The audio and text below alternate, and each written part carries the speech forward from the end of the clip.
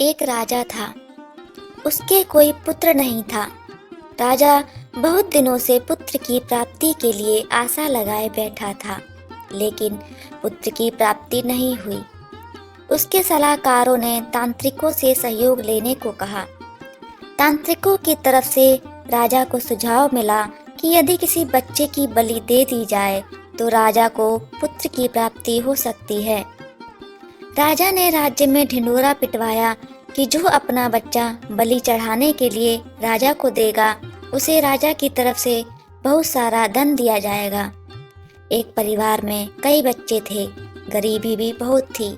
एक ऐसा बच्चा भी था जो ईश्वर पर आस्था रखता था तथा संतों के सत्संग में अधिक समय देता था। राजा की मुनादी सुनकर परिवार को लगा कि क्यों ना इसे राजा को दे दिया जाए, क्योंकि ये निकम्मा है, कुछ काम धाम भी नहीं करता है और हमारे किसी काम का भी नहीं है, और इसे देने पर राजा प्रसन्न होकर हमें बहुत सारा धन देगा। ऐसा ही किया गया। बच्चा राजा को दे दिया गया। राजा ने बच्चे के बदले उसके परिवार को काफी धन दिया। राजा के तांत्रिकों द्वारा बच्चे की बलि देने की तैयारी हो गई। राजा को भी बुला लिया गया। बच्चे से पूछा कि तुम्हारी आखिरी इच्छा क्या है। ये बात राजा ने बच्चे से पूछी तो तांत्रिकों ने भी पूछी। बच्चे ने कहा कि मेरे लिए रेत मंगा दी जाए। राजा ने कहा बच्चे की इच्छा पूरी की जाए, अतः रेत मंगाया गया। बच्चे ने रेत से 4 ढेर बनाए। एक एक करके बच्चे ने 3 रेत के ढेरों को तोड़ दिया और चौथे के सामने हाथ जोड़कर बैठ गया और उसने राजा से कहा कि अब जो करना है आप लोग कर लें।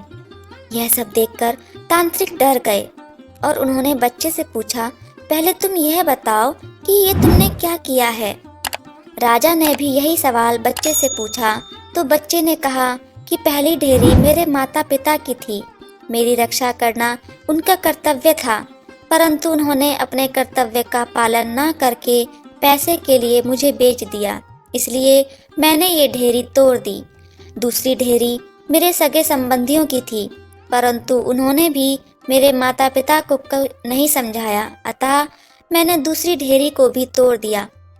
और तीसरी ढेरी हे राजन आपकी थी, क्योंकि राज्य की प्रजा की रक्षा करना राजा का ही धर्म होता है, परंतु जब राजा ही मेरी बलि देना चाह रहा है तो ये ढेरी भी मैंने तोड़ दी।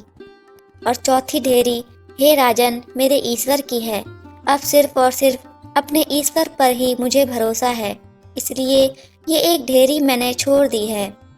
बच्चे का उत्तर सुनकर राजा अंदर तक हिल गया।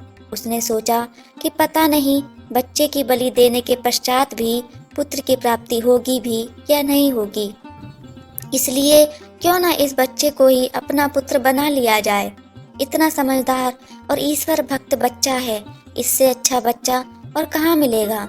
काफी सोच विचार के बाद राजा ने उस बच्चे को अपना पुत्र बना लिया और राजकुमार घोषित कर दिया। जो व्यक्ति ईश्वर पर विश्वास रखते हैं उनका कोई बाल भी बांका नहीं कर सकता। यह एक अटल सत्य है।